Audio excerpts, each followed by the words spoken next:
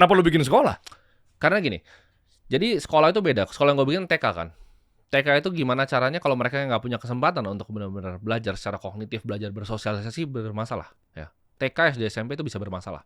Tapi kuliah itu di zaman sekarang, di era yang serba digital ini, menurutku udah nggak relevan, betul. Kata-kata relevan.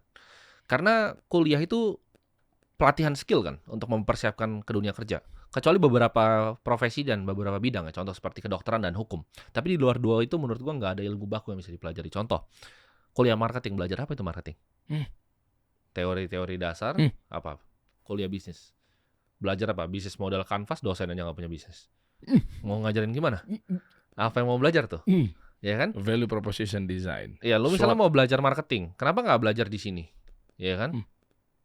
Belajar caranya bikin media di sini sama orang yang praktisi yang beneran bikin media, ya kan? Wah, thank you. Masa dosen nggak pernah bikin campaign, nggak pernah kerja sama brand, ya which misalnya lu bikin setiap hari nih misalnya, setiap hari emang lu punya tim udah kerja sama brand, ngerti media, placement itu di luar kepala lah gitu.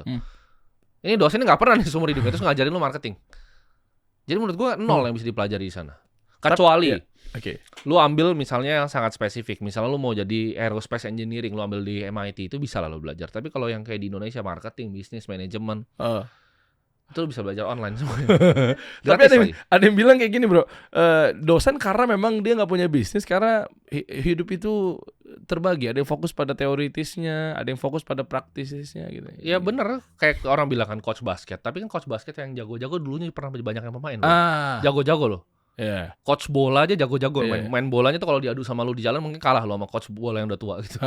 Jago-jago mereka. Jadi jangan ngomong kayak gitu. Dosen itu agak sedikit beda, ya kan? Mereka banyak yang cuma dari lulus mereka jadi asisten dosen, lalu jadi dosen, habis itu ngajar. Akhirnya nggak ada real life experience yang bisa di-share ke mahasiswanya kan. Dan itu kan jadi sebuah industri yang dimiliki oleh kampus-kampus ini. Ini industri besar, triliun dolar. Yang sebenarnya kalau di luar negeri juga harusnya banyak yang gratis. Contohnya seperti Harvard, Stanford, Wharton. Itu kan mereka punya endowment fund yang besar sekali. Mereka punya dana abadi yang besar sekali.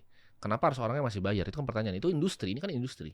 Oh, soalnya pola mereka wakaf produktif ya? Oh iya, betul. Harus. Kalau di kita kan bukan begitu ya? Ya, jadi jawabannya adalah ini adalah sebuah industri, sebuah bisnis kan.